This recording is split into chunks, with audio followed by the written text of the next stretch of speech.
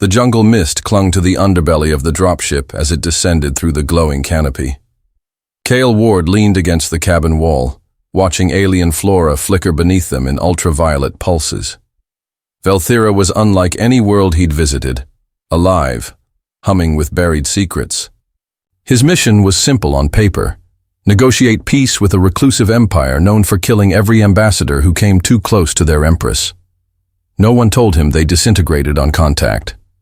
The ship landed with a soft thrum atop a platform of crystalline vines. Cale stepped out, his boots crunching on smooth, organic glass. Dozens of armored sentinels stood motionless, faces hidden behind obsidian masks.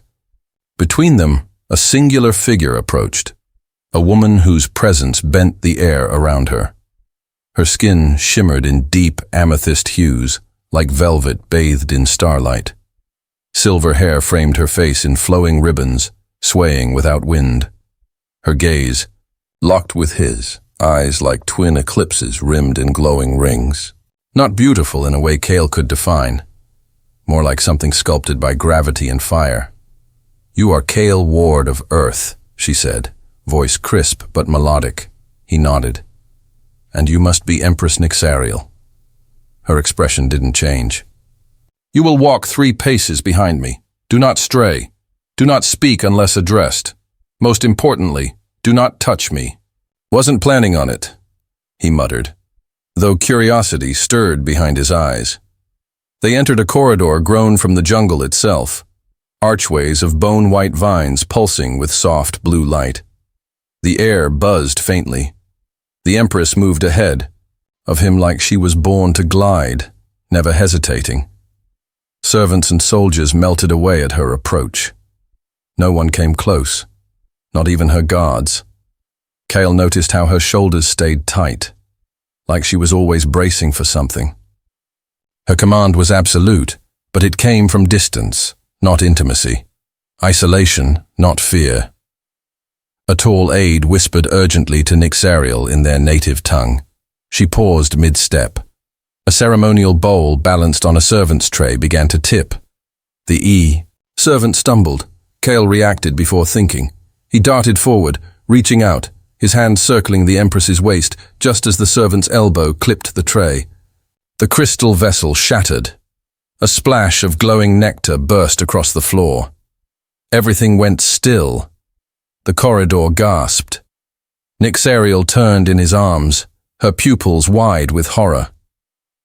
"You touched me," she said softly, as if naming the end of the world. "I caught you," he replied, voice calm, though his mind reeled. Her waist had been warm, alive, real. She yanked herself back, breathing sharp and shallow. Guards surged forward but halted mid-step, uncertainty flaring in their posture.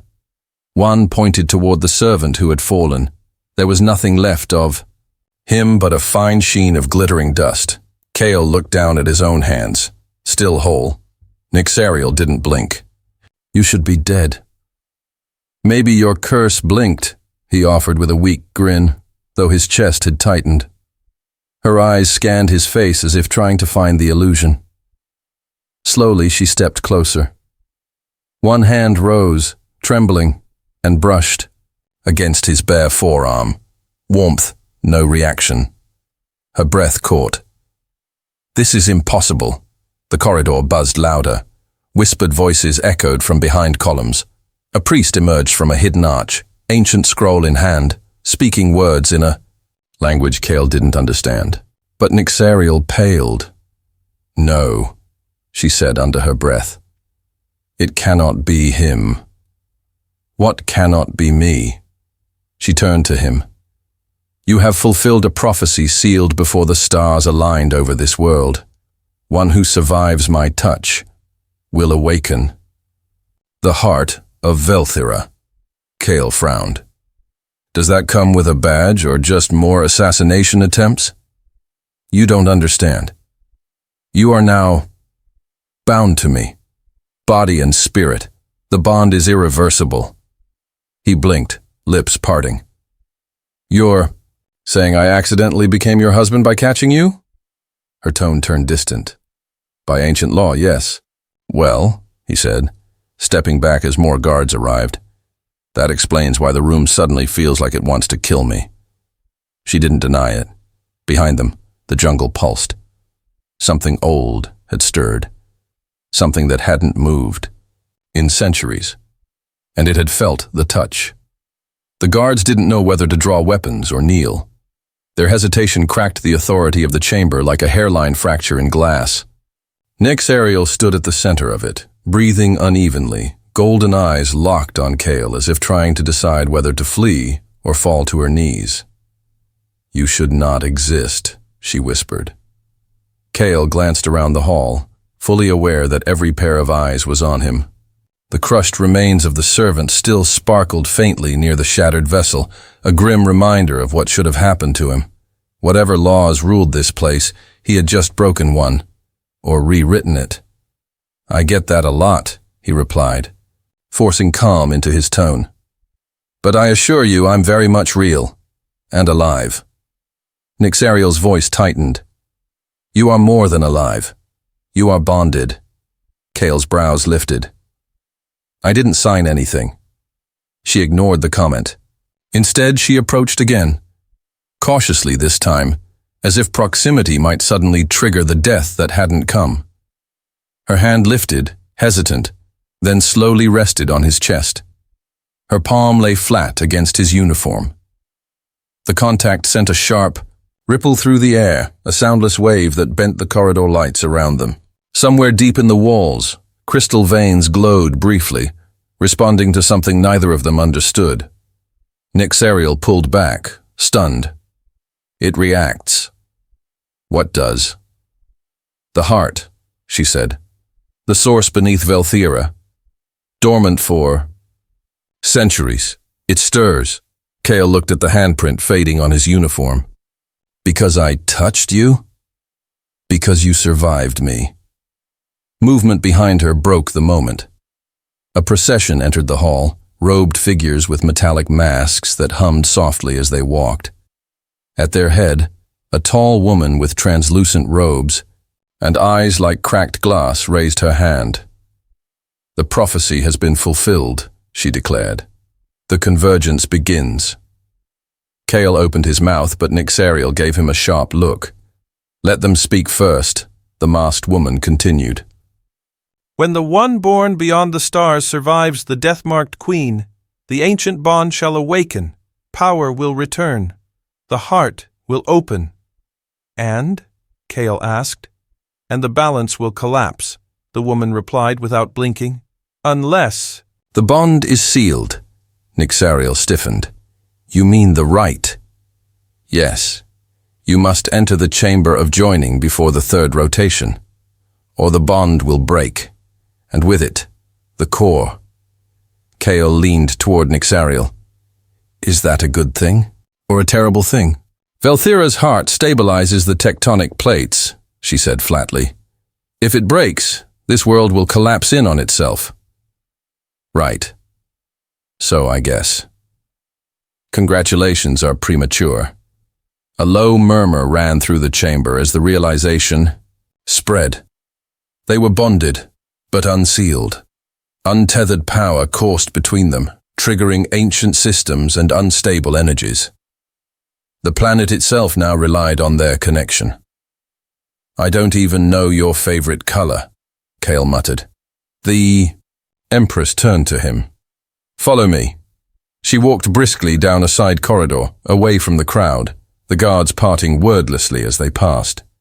Kale jogged to match her pace, eyeing the ornate walls, each one carved with star maps and mythic battles. "Are you going to explain what's happening before we accidentally detonate the continent?" "I don't know how you survived," she said without looking at him. "But the bond is real. I feel it. You feel it." Kale hesitated. "I feel something. Then understand this." She stopped abruptly, turning to face him. "You are not chosen. You are not divine. You are a variable the prophecy never accounted for." Glad to be unpredictable. That is not a compliment. They reached a chamber carved from deep, violet stone, lit by veins of pulsing sapphire light. In its center floated a crystal sphere, spinning slowly in mid-air. Nixariel approached it, placing her hand against the surface. The sphere reacted, shifting color from indigo to brilliant white. Kale approached, cautious. "What is it?" "The Codex of Bonds. It records every convergence in our history." She watched the surface change, forming symbols. "There has never been one like this." The sphere flickered, and suddenly Kale saw himself, moments ago, catching her, holding her. The image played in spectral light. He frowned. "That's surveillance crystal, not history." "It's both," she said. "The Codex does not lie. You are now part of Velthira's legacy. Our connection is written into the world." The gravity of it settled heavily in his chest. "And what does that mean for us?" he asked quietly. She turned to him, and for the first time her voice softened. "It means you are bound to me, whether either of us likes it." Kale gave a crooked smile. "You say that like it's a prison sentence." Her silence said everything. Before he could respond, a deep rumble shook the chamber. Cracks raced along the ceiling, shedding sparkling dust. The Codex dimmed. "The bond is destabilizing," she said, stepping back. "You're too far. Get closer." He moved toward her without hesitation. As soon as he crossed the invisible threshold, the tremor eased. The Codex brightened again. Their proximity mattered. Their connection wasn't just myth. It was mechanical, biological, planetary. He swallowed. "So, we stay close, or the world dies?" "Yes." "Sounds like a relationship, all right." She didn't laugh, but her eyes lingered on his face a second longer than necessary. Then she said, "Tomorrow, we enter the chamber of joining. If we don't seal this bond by dusk, everything burns. And if we do," her voice was quiet now, "then we survive. Together." For the first time, Kale felt something beneath her poise. Fear, perhaps, or hope. He didn't know which scared him more. The jungle swallowed them whole. Night had fallen over Velthira, but darkness on this planet was never still. Luminous spores drifted through the canopy, casting eerie light on the moss-covered stones below. The Empress and her human bondmate moved in silence, their footfalls muffled by living roots that curled like serpents across the forest floor. Kale scanned the shadows as they ran. "Do you always flee your own palace at midnight?" Nixariel's expression was unreadable. "Only when the High Circle tries to execute my soul bond." "Well," he muttered, ducking beneath a branch that glowed like frozen fire, "that makes me feel special." "Do not mistake sarcasm for courage," she snapped. "They will not hesitate next time." Kale adjusted the small pack slung over his shoulder. "Then maybe we stop running and start asking why your planet reacts. To me like a long-lost lover." She stopped abruptly and turned. "Because you are not supposed to exist." "No off-worlder has ever bonded with a Velthiran royal. Not once.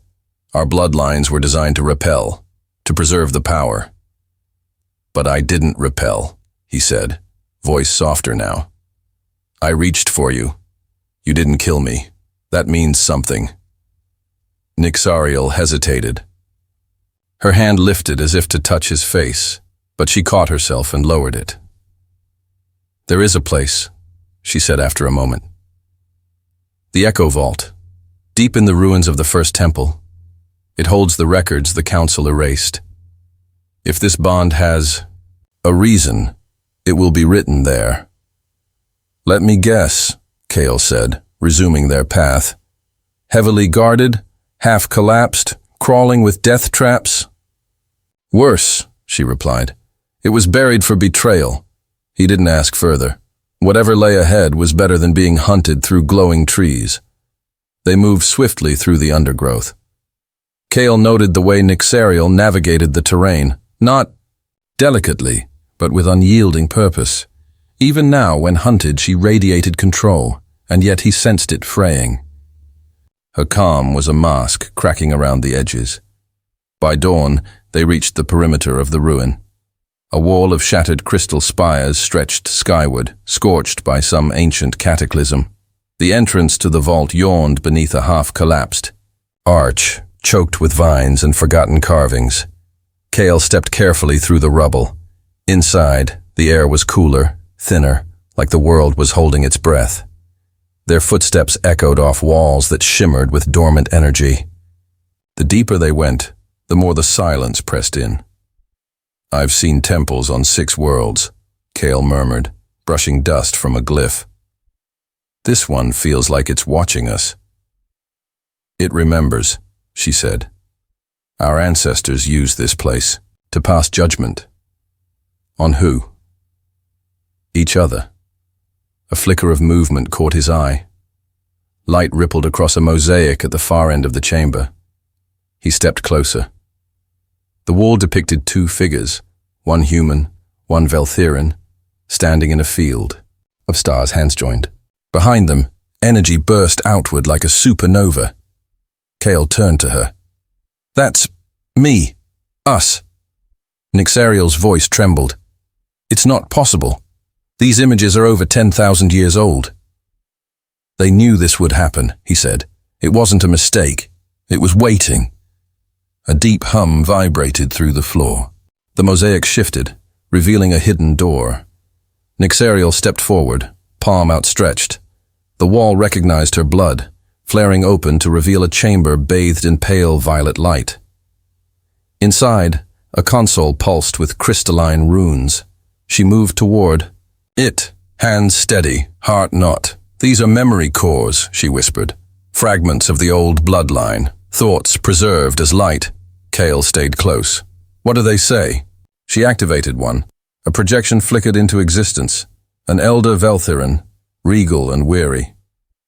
"If the convergence completes," the projection began, "the bonded pair will possess the power to awaken the source and reshape Velthera.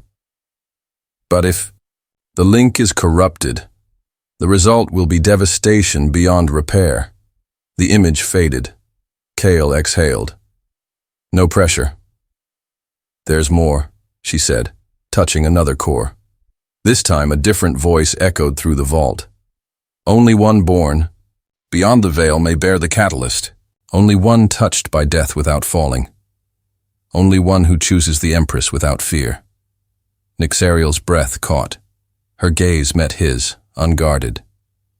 "You chose me," she said, barely audible. "I didn't think," he replied. "I just moved." "That's what you do when someone's falling." The moment stretched.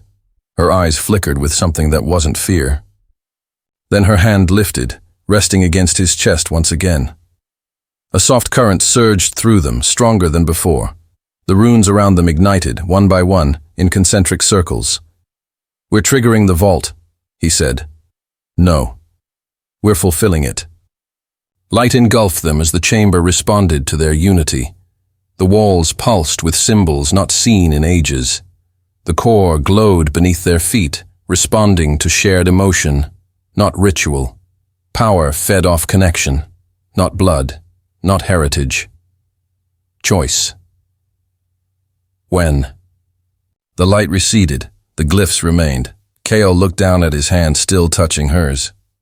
"So what now?" She didn't step back. "Now we stop pretending this isn't real." Footsteps echoed down the corridor. "Dozens. They found us," he said.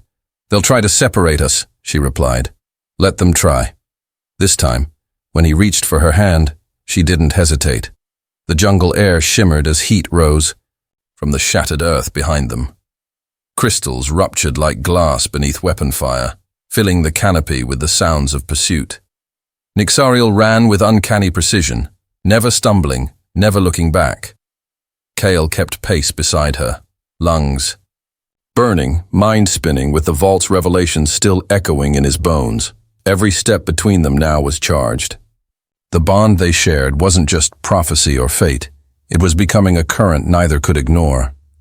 The trees parted suddenly, revealing a narrow ridge overlooking the glowing basin below. A series of stone walkways stretched like spider silk, across deep ravines. The only path forward led over them. Kale didn't slow. "Any chance this bridge isn't rigged to collapse?" "Only if we walk without hesitation," Nixariel replied, already crossing the first span. "Hesitation triggers the fall." Comforting. The path beneath their feet vibrated faintly, reacting to the rhythm of their steps. Kale tried not to glance down at the endless drop. Instead, he focused on the Empress ahead, her silhouette framed by the swirling bioluminescent mist, her pace steady, her spine straight, though he could feel her fear in the bond they now shared. Not fear of death, fear of closeness. When they reached the other side, they stopped beneath a massive crystal arch. Its surface rippled like water. Nixariel touched it gently, and it peeled open with a low hum. Beyond it lay a chamber bathed in amber light. It pulsed, in slow waves, as though the space itself breathed. Carvings spiraled across every wall, depictions of ancient unions, celestial bodies in alignment, two figures intertwined at the center of it all. A fire burned in the heart of the chamber, though there was no visible source. "This is the convergence threshold," she said quietly. "If we remain here too long, the rite will begin." "And if we walk away?" Kale asked, his voice soft but sure. "Then Velthira's core fractures," she replied. "The world falls apart." He stepped closer. "And what if we stay? But the bond isn't strong enough." "Then we do." Her voice cracked. He reached out, brushing a strand of silver hair from her face. She didn't flinch. For the first time, there was no wall between them. "Why does this scare you?" he asked, not accusing, just searching. "I've been alone my whole life," she whispered. "Everyone I loved disappeared the moment they reached for me. Touch meant death. Love meant silence. I was worshipped, but never wanted. Feared, but never held." Kale didn't speak. He simply closed the space between them, took her hand in his, and let her feel the answer in the press of his fingers. Solid, warm, unwavering. "You're not alone now," he said. A tremor ran through the floor.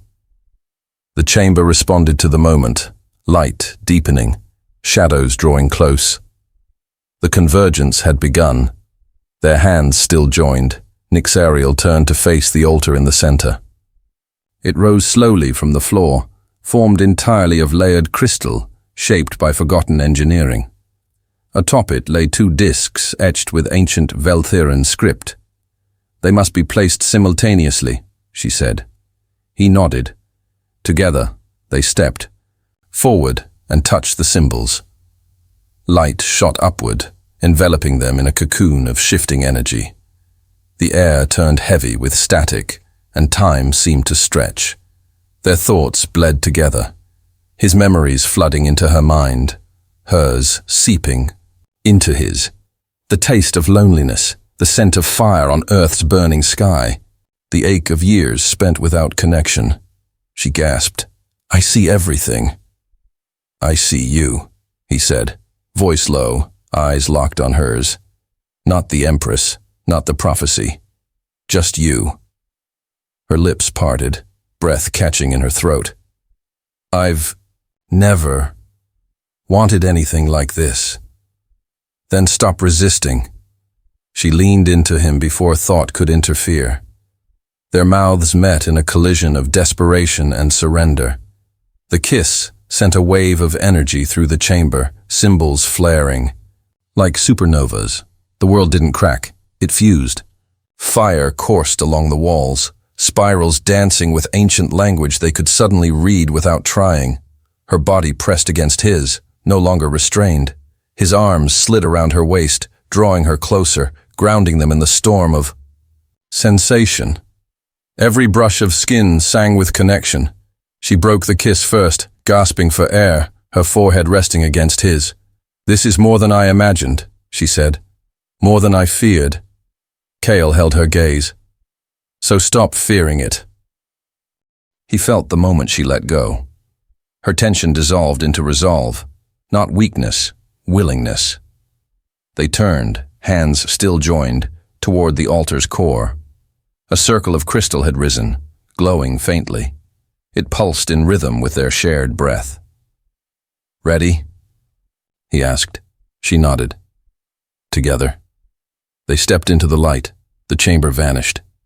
Darkness surrounded them, but not cold, empty void. Instead, they floated inside pure memory. The convergence tested more than connection. It demanded proof of purpose. They moved through visions neither could control. Nyxariel as a child, isolated, guarded, watched, but never embraced. Kale as a cadet, overlooked, dismissed, driven to prove he was more than another expendable soldier. There, pain mingled. Their choices aligned. They saw not only their pasts, but their future. In one vision, she stood atop a ruined palace, alone again, the bond broken. In another, she stood beside Kale, a child in her arms, the sky above them filled, with united banners. "Choose," a voice whispered from nowhere and everywhere. Kale looked at her.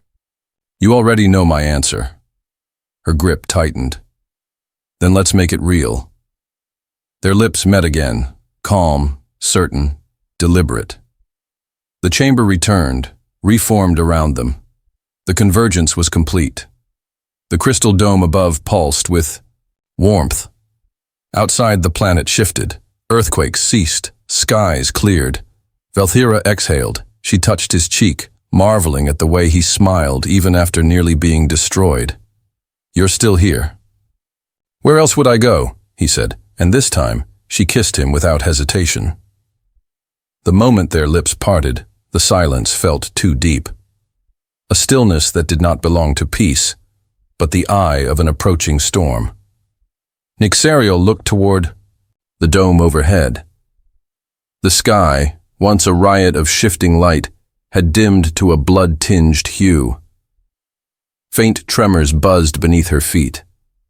Something was wrong. Kale turned, scanning the chamber. "Why does the air feel heavier than before?" "The energy isn't settling," she said, brows knitting. "It should have stabilized by now." The convergence was supposed to seal the bond, restore balance, and calm the volatile forces beneath Velthira's crust. Instead, the power had only quieted briefly. Now it surged again, restless and uneven. Before either could speak further, a voice rang out from the arch behind them. "You should not have completed the ritual." Nyxariel froze. Her shoulders stiffened, and her lips pressed into a tight line. Kale instinctively moved between her and the speaker. A tall figure stepped from the shadows, dressed in ceremonial garb, black crystal etched with scarlet filigree. His face was familiar. Eldon Virith, High Chancellor of the Council. But his eyes no longer bore age or reason. They glowed with something ancient, something wrong. "The heart was never meant to awaken," he said. "You've undone centuries of containment." "You lied," Nyxariel replied. "You told me the curse was divine, that no one could survive my touch because it was my fate." "It was protection," Eldon hissed. "Your ancestors nearly destroyed this world with their arrogance. The convergence isn't salvation. It's the gate." "To what?" Kale demanded. "To what lies beyond the source," Eldon said, stepping closer. "Power that obeys neither time nor will. Your bond has opened a path we kept sealed for generations. And now, that path must be closed. Permanently." A low hum filled the chamber as masked council guards stepped from the walls, weapons drawn. Their armor shimmered with runes designed to counter ancestral energy. They surrounded the altar, cutting off escape. Kale's grip tightened on Nyxariel's hand. "So this was never about prophecy. It was control." "You were never meant to reach her," Eldon said. "The prophecy was real, but its purpose was misunderstood. The one who could touch her would either become our salvation or our ruin." And you've already made up your mind, Nyxariel said bitterly. You made it for me the moment you let him in. Energy bolts sizzled through the air. Kale yanked her down behind the altar just as the crystal platform exploded. Shards scattered like diamond rain. He pulled a concealed weapon from his belt. Not standard, but modified to interface with alien tech. He hadn't trusted the council from the moment he arrived. Nyxariel closed her eyes, reaching inward. The bond glowed between them like a tether of heat, her hands lit with violet flame. I will not be silenced again. She rose with a force he had never seen, eyes blazing, arms outstretched. Her voice rang like a bell through the chamber. This world does not belong to your fear. It belongs to its people. The crystal walls shuddered. Runes split open, beams of searing light erupting from the seams. The guards stumbled. Several fell as the pulse drove them back. Eldon alone remained standing, though his hands now trembled. You are channeling the source, he said. You don't understand what you're touching. She doesn't have to, Kale said, rising beside her, because she's not doing it alone. He reached for her hand again, and their connection deepened. Thoughts overlapping, pulses synchronizing. Light gathered at their feet, coalescing into a sigil neither of them had seen before, but both instinctively recognized. The seal of the true bond, not one forged by ritual, but by choice. Eldon staggered back. This cannot happen. A fissure split the floor. Heat poured upward, followed by a soundless pulse that sent shockwaves through every wall. The chamber began to collapse. Nyxariel turned to Kale. We need to reach the heart. If we don't contain this energy, it will consume everything. Point me to it. They ran through a disintegrating corridor as explosions followed their path. The hay. Architecture peeled away like paper, statues cracked, fire chased their heels. At the base of the temple they reached a spiraling well. Below it, the heart of Velthira pulsed, a vast engine of living crystal, its energy exposed and spiraling out of control. The bond awakened it, she said. Now we have to ground it. How? She looked at him. A second convergence. But this time, full surrender. No resistance. No separation. And if we're not strong enough? Then we disappear. He met her gaze without blinking. Then we do it together. They leapt into the core. Instantly, the world vanished. There was no light, no sound, only the overwhelming presence of raw consciousness. They floated in memory, past and present unspooling into one shared timeline. She saw his mother's death. He saw her first moment of exile. She felt his longing. He bore her shame. Their hearts beat as one. When they emerged from the crystal column, the temple was silent. The chamber no longer burned. The energy had stilled. Eldon lay unconscious at the threshold, robes scorched, his guards scattered. Outside, the sky had cleared. Velthira breathed again. Kale collapsed to one knee, exhausted, chest heaving. Nyxariel knelt beside him, brushing damp hair from his face. You didn't let go, she whispered. Couldn't, he said. You're kind of hard to replace. She kissed him, not as a ruler, not as a prophecy, as a woman who chose her future, and the man who became her truth. The wind had changed. Above the ruins of the Convergence Temple, the skies of Velthira no longer burned. Light returned slowly, like warmth creeping into frozen limbs. Twin moons rose beyond the cliffs, silver shadows stretching across the now stable terrain. Crystals pulsed gently beneath the ground, not in warning, but as if humming a lullaby. Kale stood near the ridge, arms crossed, watching the shifting horizon. Ash still clung to his boots. The scent of scorched stone lingered in the air. Despite everything, he felt strangely calm. Footsteps approached, light but deliberate. He didn't turn until her reflection shimmered beside his in the glassy surface of a broken monolith. Nyxariel, no longer Empress in title alone, no longer cursed, no longer afraid. Her robes fluttered in the breeze, the violet hue deeper than before. Strength radiated from her without effort. Not power, not control, but peace earned through trial. They say the world tilted slightly, she said. The tectonic plates realigned. The heart pulsed and corrected the fault lines. We changed the planet's rhythm. He glanced at her, one brow raised. So, we broke the universe and put it back together in one night? Essentially. Not bad for a first date. Her smile was rare, but now it came more easily. You always reduce the extraordinary to banter. It's how I breathe. She walked closer, close enough that their hands brushed. Their connection had changed, no longer urgent, no longer overwhelming. It was steady now, constant, like a heartbeat he hadn't noticed until it was gone and returned. The council's been dismantled, she said. Their weapons stripped, their hidden vaults opened. Eldon? Alive. Stripped of title. The people demanded justice. I gave them mercy instead. Mercy's harder. I know. Silence stretched between them, filled with understanding. Neither needed to fill the space. It belonged to them now. He turned to face her. So, what now? We rebuild, she answered. Veltira needs leadership that listens, not orders, not fear. And what do you need? She paused. The woman who once ruled from behind layers of glass and ritual looked up at him without masks.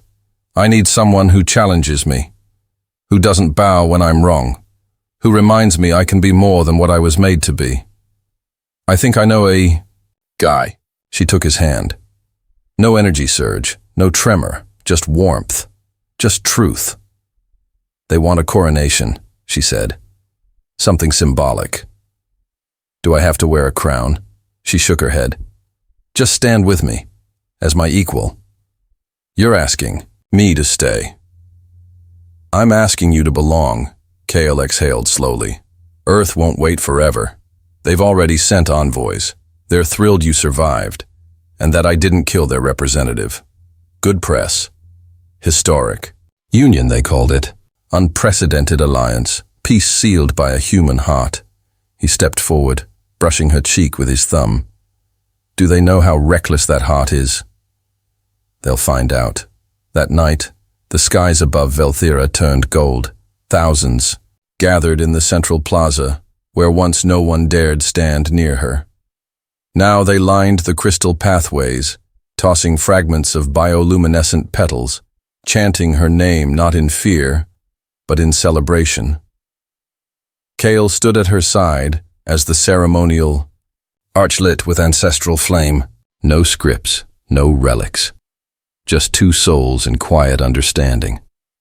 When she raised his hand before the crowd, the crystal beneath their feet resonated with light, amplifying the echo of their joined pulse. The world had accepted them, but more importantly, they had accepted each other. Later, beneath the glow of the twin moons, they walked alone through the gardens growing near the restored temple. Vines sparkled with life. The trees whispered again. She reached into her robe and pulled something small from her belt. A ring shaped from the core crystal itself, molten and reforged by her own energy. Tradition says the ruler presents a gift to the one who stands beside her in darkness, she said. Something forged in fire, something shaped by faith. He took it carefully, holding her gaze. I didn't bring anything nearly as poetic. She leaned in. You brought yourself. That was always enough. He slipped the ring on, letting its warmth settle into his skin. It pulsed once, syncing with the bond they no longer questioned. Do you ever think about how it started? He asked. Every day. A single mistake. One moment. One reach. It was never a mistake, she replied. It was a choice neither of us understood at the time. But we made it anyway. Would you do it again? I already am. She kissed him, not in front of witnesses, not as ceremony, but as promise. The world did not erupt. No lightning struck. The universe didn't tremble, and yet it changed again. When they parted, she leaned her head against his shoulder, letting the silence speak. Eventually he asked, "Do I still technically count as a diplomat?" "Only if you promise to break a few more rules. Only if you promise to keep kissing me after every interplanetary crisis. Deal." They stood there until the moons began to fade and morning crept across the horizon. No longer bound by prophecy. No longer defined by destiny. Just two people who chose each other over and over, even when the stars had other plans. And somewhere in the heart of Velthera, the planet dreamed brighter dreams. Because of them.